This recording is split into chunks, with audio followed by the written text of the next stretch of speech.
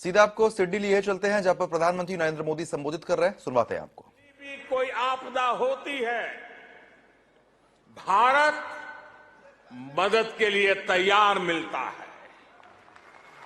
जब भी कोई संकट आता है, भारत समाधान के लिए तत्पर रहता है।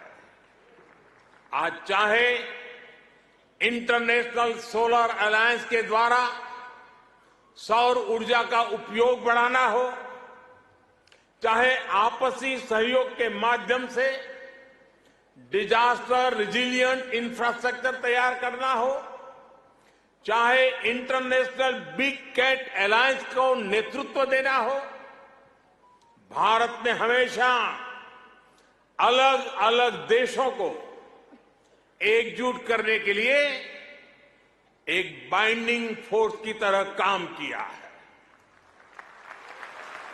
अभी अभी जब तुर्की में भूकंप ने तबाही मचाई, तब भारत ने ऑपरेशन दोस्त के द्वारा मदद का हाथ बढ़ाया।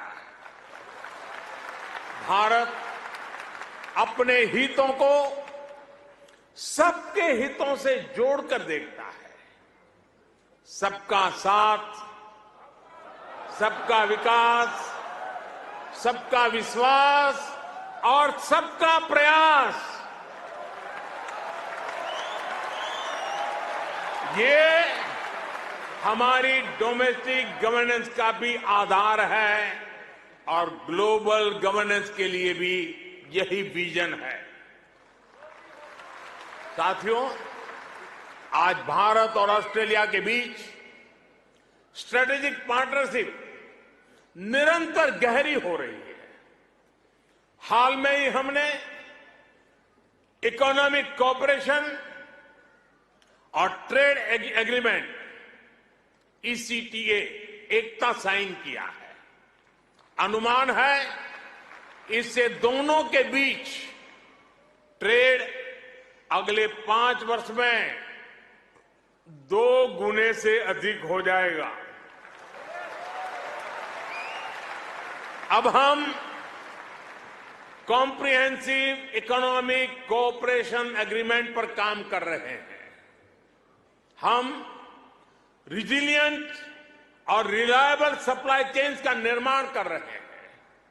इससे दोनों देशों के बिजनेस को बल मिलेगा ही, दुनिया को भी नया विश्वास मिलेगा। आज भारत और ऑस्ट्रेलिया के बीच कई डायरेक्ट फ्लाइट्स हैं। बीते वर्षों में फ्लाइट्स की संख्या बढ़ी है।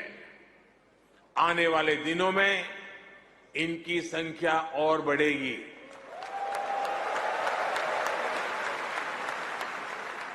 एक दूसरे की डिग्रियों को मान्यता देने को लेकर भी दोनों देश आगे बढ़े हैं और इससे हमारे स्टूडेंट्स को बहुत लाभ होगा। Migration and mobility partnership agreement पर भी सहमति बनी है। इससे हमारे स्किल्ड प्रोफेशनल्स के लिए ऑस्ट्रेलिया आना और यहां काम करना आसान होगा। और साथियों, आज जब मैं आपके बीच आया हूं तो एक घोषणा भी करने जा रहा हूं।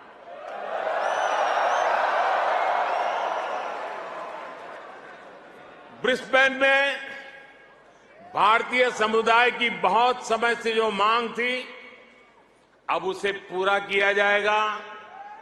जल्द ही ब्रिस्बेन में भारत का एक नया काउंसलेट खोला जाएगा।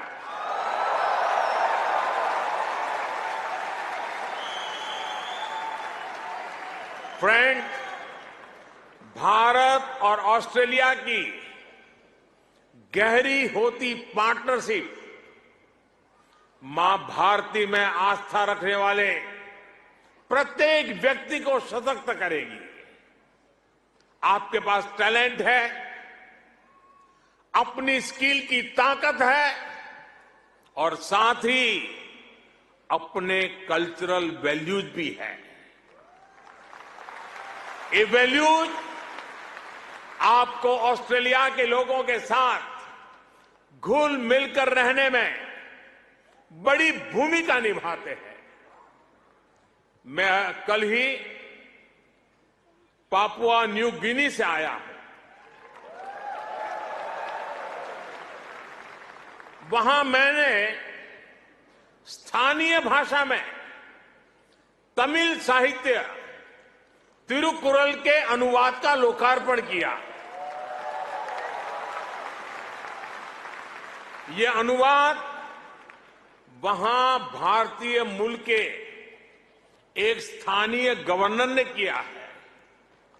एक जीता जागता उदाहरण है कि कैसे हम विदेश में रहते हुए भी अपनी जड़ों पर गर्व करते रहें, जड़ों से जुड़े रहे। आप भी यहां ऑस्ट्रेलिया में भारतीय संस्कृति की खुशबू फैला रहे हैं। आप ऑस्ट्रेलिया में भारत के कल्चरल एम्बेसडर हैं, भारत के ब्रांड एम्बेसडर्स हैं।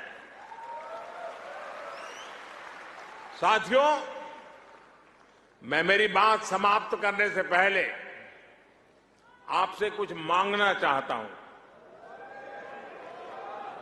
देंगे? आवाज जरा धीमी हो गई। देंगे? पक्का? प्रॉमिस? मैं आपसे ये मांग रहा हूं और आपसे आग्रह करूंगा कि आप जब भी भारत आए, अपने साथ कोई न कोई ऑस्ट्रेलियाई मित्र और उनके परिवार को भी साथ लेकर के आए।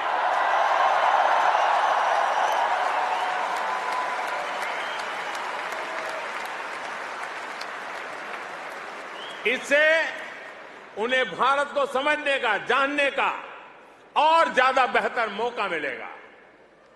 आप इतनी बड़ी तादाद में आए, लंबे अरसे के बाद आपको मिलने का मौका मिला।